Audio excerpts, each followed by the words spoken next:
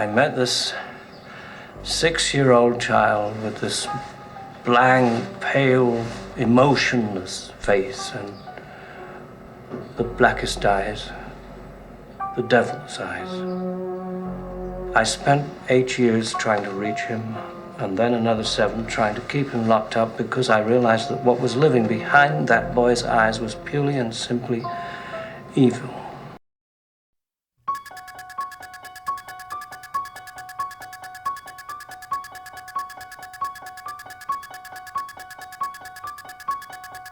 Halloween is an iconic 1978 horror film, directed by John Carpenter, that is considered one of the greatest independent films and one of the most influential horror films of all time. The film begins on October 31st, 1963, in the fictional suburban town of Haddonfield, Illinois. 6-year-old Michael Myers, dressed in a clown outfit, brutally stabs his teenage sister Judith, played by Sandy Johnson, with a large kitchen knife, brutally murdering her. Michael?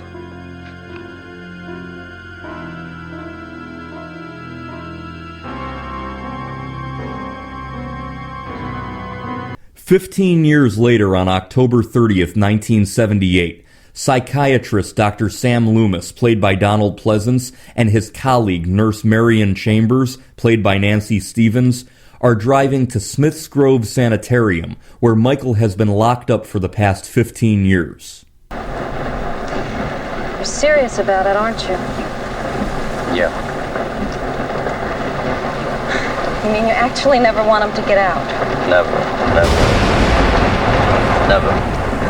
Michael, now 21 years old, will soon be taken before a judge to determine his future. When the two arrive at the sanitarium, they see patients wandering around the grounds.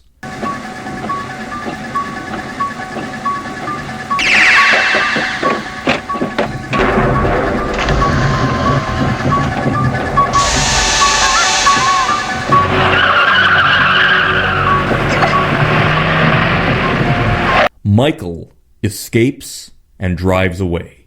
Are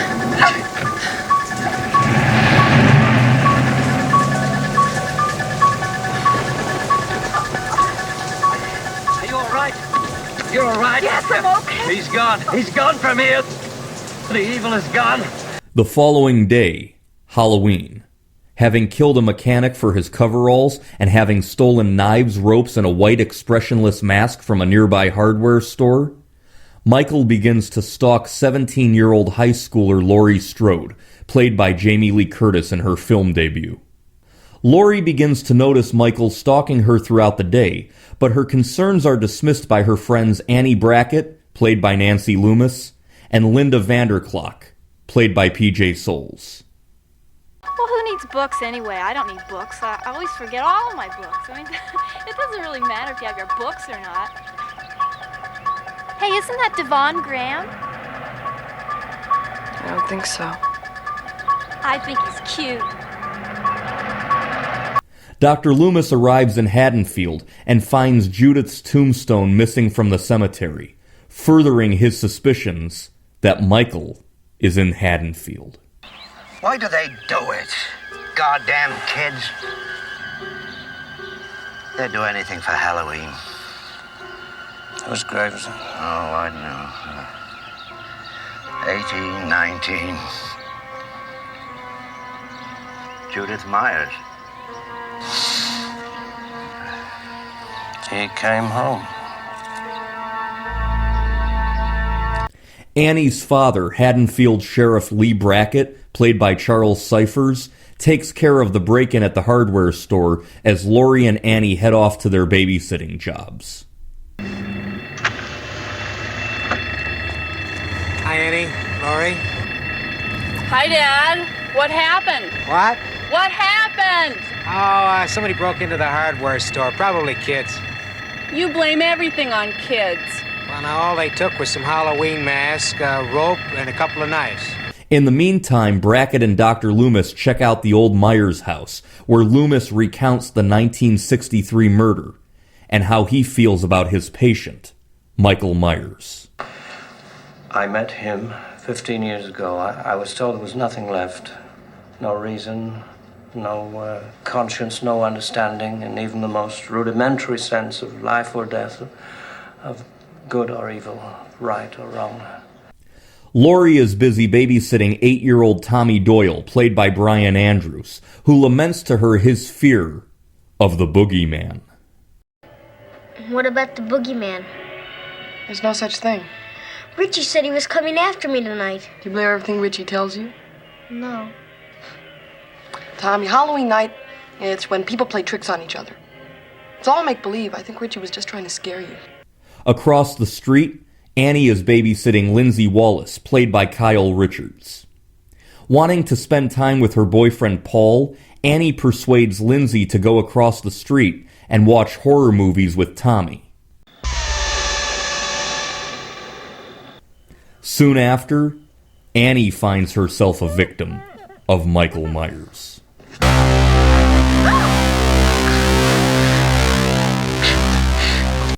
Linda and her boyfriend Bob, played by John Michael Graham, arrive at the Wallace household, and with nobody there, the two decide to have sex upstairs in a bedroom.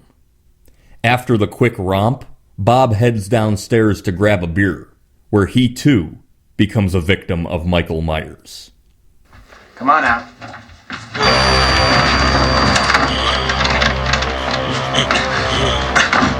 Michael taunts Linda with a sheet over his head.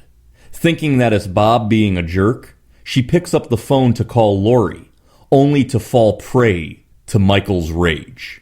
Hello? Annie, are you all right?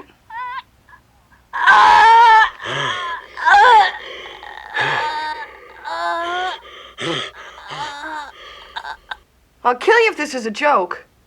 Annie?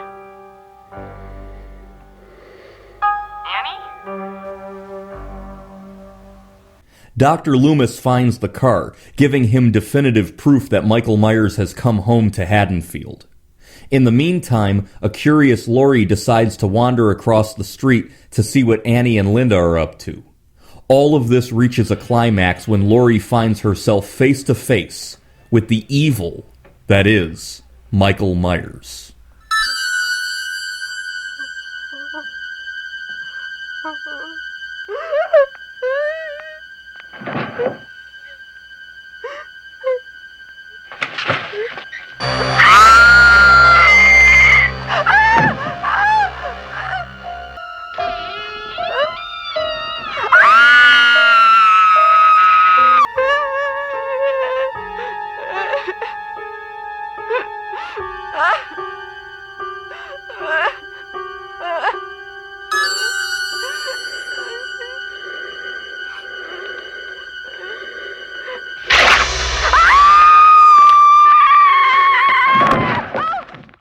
The origin of Halloween began when independent film producer and distributor Irwin Yablans was in London, England in 1977 for a trip to the London Film Festival. He crossed paths with young director John Carpenter, who had just received some acclaim for his 1976 film Assault on Precinct 13. On the airplane ride home, Yablans came up with the idea of a bunch of babysitters being menaced by a psycho on Halloween night. The following day in California, he met with Carpenter at Hamburger Hamlet on the Sunset Strip and pitched the idea to the young director. Movie financier Mustafa Akkad put up $300,000 for the film's budget. John Carpenter co-wrote the screenplay with Deborah Hill. The original script was titled The Babysitter Murders and had the events take place over the space of several days. It was a budgetary decision to change the script to have everything happen on the same day, and doing this reduced the number of costume changes and locations required for filming. Halloween was filmed in a 4-week period in 20 days in May of 1978. It was filmed in Southern California, mostly in the Pasadena area. The Myers house is actually an abandoned building that the filmmakers found in South Pasadena that later became a chiropractor's office and eventually a monumental building housing a museum dedicated to this movie. John Carpenter approached Peter Cushing and Sir Christopher Lee to play the role of Dr. Sam Loomis, but both of them turned it down due to the low pay. Christopher Lee later said it was the biggest mistake he ever made in his career. Donald Pleasence was paid $25,000 for 5 days' work. Donald Pleasence told John Carpenter that the only reason he was doing the movie was because he had alimony to pay and that his daughter in England was in a rock and roll group and loved the music John Carpenter did for Assault on Precinct 13. Donald Pleasence later became friends with John Carpenter, went on to appear in 2 of his other films, and ended up loving playing the role of Dr. Sam Loomis in these movies. Hear you. You'll pull out. How do you see that happen from outside? We will see it happen from about right here. So we both pull our guns out now? No. I think let him pull his gun out. It's the first time I see his gun. He could have seen inside.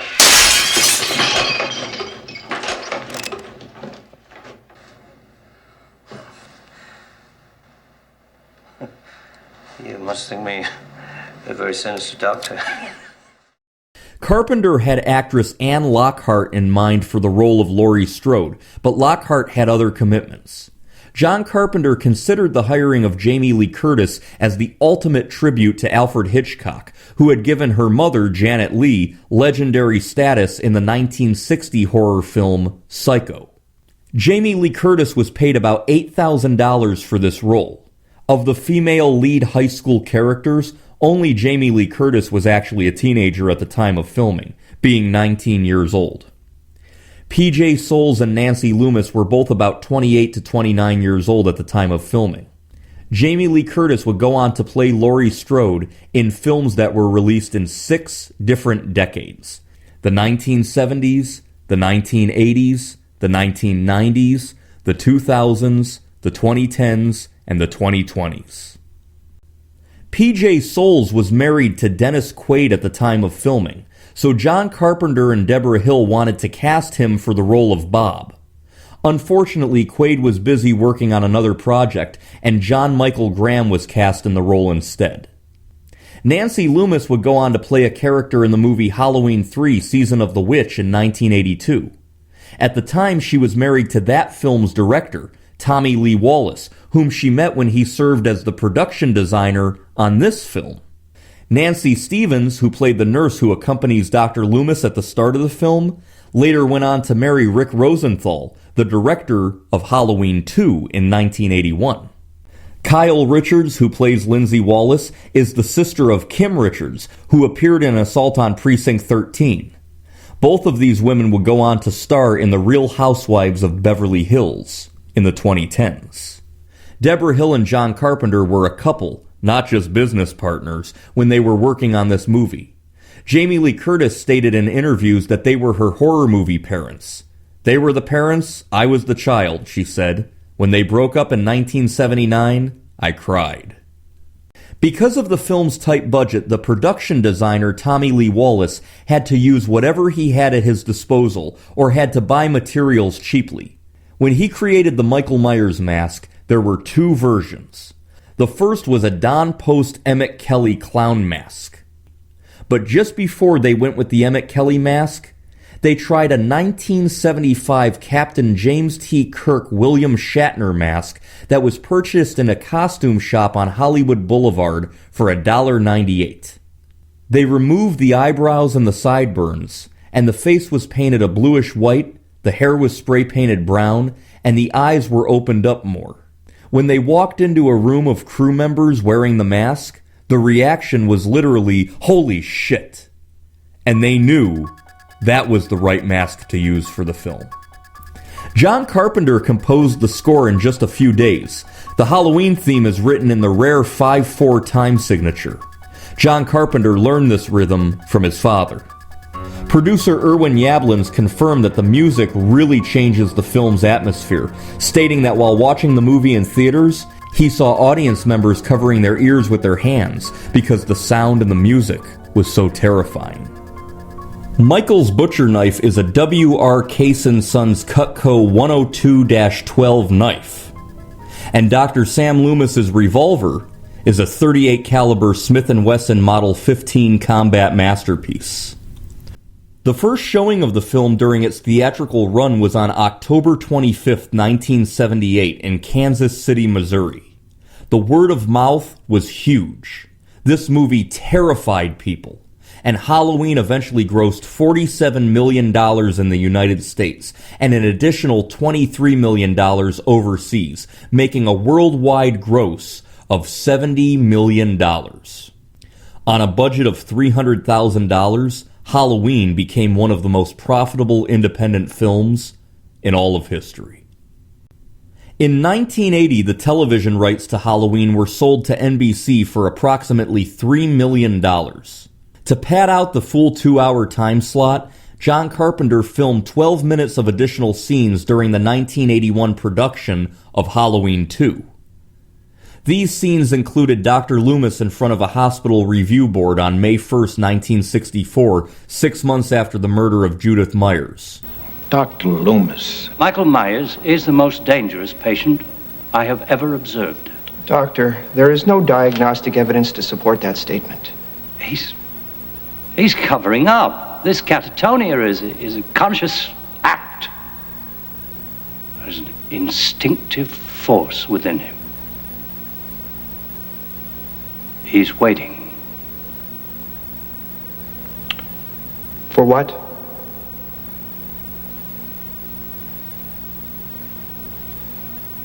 I don't know. Dr. Loomis then speaks to 6-year-old Michael. You fooled him, haven't you, Mike? But not me. Carpenter also filmed a scene in which Linda comes over to Laurie's house to borrow a silk blouse before Laurie leaves to babysit, just as Annie telephones asking to borrow the same blouse. Hi. Hurry up. What's wrong? Shut the door. Some guy is following me. Are you sure? Yeah, I'm sure. I think it's that guy that passed us in the street in that station wagon. I couldn't see him very well, but I think it's Steve Todd. His brother has a station wagon. This scene establishes that Michael was not just stalking Laurie, but stalking Linda as well. Another new scene included Loomis following Michael's escape, seeing the word sister scratched onto the door of his cell. This was added by John Carpenter for the TV version because the same day it aired on October 30th, 1981, Halloween 2 premiered in theaters and would establish that Laurie Strode is actually Michael Myers' sister. The October 1981 airing was a huge ratings hit for NBC. Many people have stated that their very first time seeing Halloween was not in theaters in 1978, but was on NBC during that Halloween weekend October 1981 airing. The film was released on early VHS tapes in 1979 and then again in 1981. Some of the earliest VHS releases are considered collector's items, with one copy from 1979 selling on eBay in 2013 for $13,220, plus $3.77 for shipping. The first DVD release of the movie was in October 1997. Since then, numerous DVD, Blu-ray, commemorative anniversary releases have all taken place. Even a version with the TV scenes inserted into the original film had a DVD release in 2001. I owned a 1999 VHS collector's edition that I got for my 12th birthday, and after the credits, there was actually a 15 to 20 minute documentary about the making of the film. That's right. I'm old enough to remember special features on VHS tapes before we had DVDs. In 2006, Halloween was selected for preservation in the National Film Registry by the Library of Congress for being culturally, historically, and aesthetically significant to American history. It is generally considered one of the greatest films ever made, particularly when it comes to independent films and the horror genre. While slasher films existed prior to 1978, Halloween really set the standard and is considered to be largely responsible for the popularization of slasher horror movies throughout the 1980s and beyond. Tropes such as the final girl would be repeated in future films. Laurie Strode, Ginny Field, Nancy Thompson, Sidney Prescott. All of these tropes began with Halloween. The killing off of characters who use drugs or are sexually promiscuous, wearing a mask or creepy theme music, or even using holiday settings. All of this really started with Halloween. I first saw this film when I was very young in the early 1990s, back in the days when you'd go into an old video store before Blockbuster, and there'd be all those 1970s and 1980s horror movie boxes. A lot of time the artwork on the cover was nothing like what the movie was. But Halloween was one that I just seemed to always know from the very youngest age. I became a fan of the entire Halloween series before I was even a teenager. I remember in grade school, at one point, I had a picture of Michael Myers taped to my desk. I can only imagine how that would go over today. I love this movie. And Michael Myers is by far my favorite horror film character. Was the boogeyman? As a matter of fact, it was. This is a fantastic movie. It never gets old. It's a cultural icon and a holiday staple every year around Halloween. And it is a movie that will be a preeminent horror film for generations to come. I highly recommend Halloween, the night he came home.